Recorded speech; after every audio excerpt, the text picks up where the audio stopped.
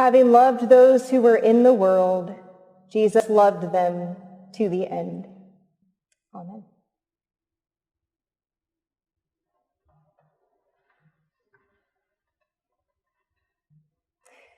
This evening, we are invited to join Jesus and his disciples for an intimate meal in the upper room of a house in Jerusalem.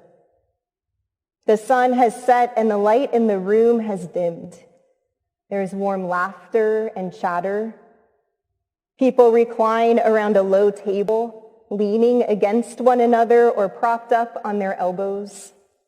And the table is full of food and wine. Looking around the table, we see many familiar faces. We see Jesus, the disciples, some of Jesus' closest friends. And then there is Judas Iscariot, the traitor. In the midst of all this joy and fellowship, Judas has come to dinner with the intention of betraying Jesus. Hours later, this will lead to Jesus' arrest and in his violent crucifixion on Good Friday. Judas is clearly the bad guy in this story. It's hard to see anything good in our story's villain. And yet, this somber Maundy Thursday, I find myself drawn to a more compassionate reading of Judas, the traitor. After all, isn't Judas, like all of us, a complex character? Not all good and not all bad.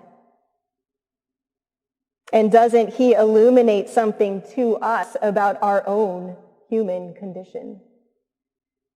I think we're invited into this more nuanced reading of Judas right away in the story, when the gospel writer says that the devil, or the accuser, put in Judas's heart to betray Jesus, even before the Last Supper. I wonder how long Judas had been listening to the accuser's accusations in the quietness of his own heart, making him feel distrustful of those who loved him and creating a wedge in his relationships. So as much as I want to judge Judas, I can also relate.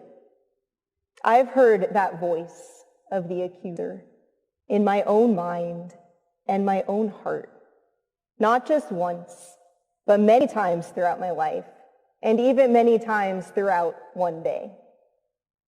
We're all hearing this voice when we judge others, see ourselves as separate or superior, or when we see others as wrong when we are right.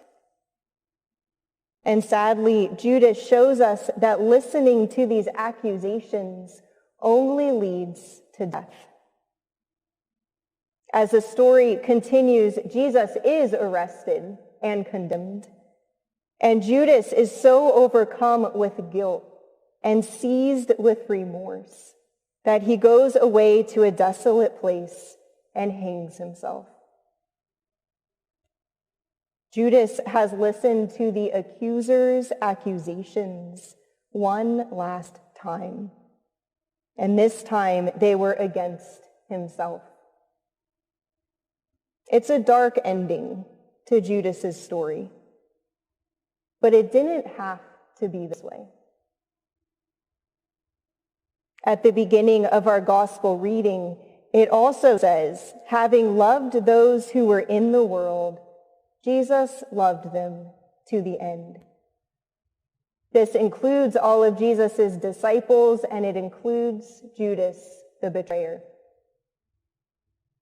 Having loved Judas, Jesus loved Judas and all those who betrayed him to the very end. Jesus loved Judas all the way to Jesus' own death on the cross. It was never going to be too late for Judas to silence the voice of the accuser and to return to God's love. Because Judas the traitor was also Judas, the beloved disciple of Jesus and the beloved child of God. How different the story would have been if instead of condemning himself, Judas returned to the other disciples. What if he let them put into practice Jesus' example at the Last Supper by taking turns washing his feet, cleansing Judas outwardly and inwardly, and restoring him to right relationship with himself, with God, and with others.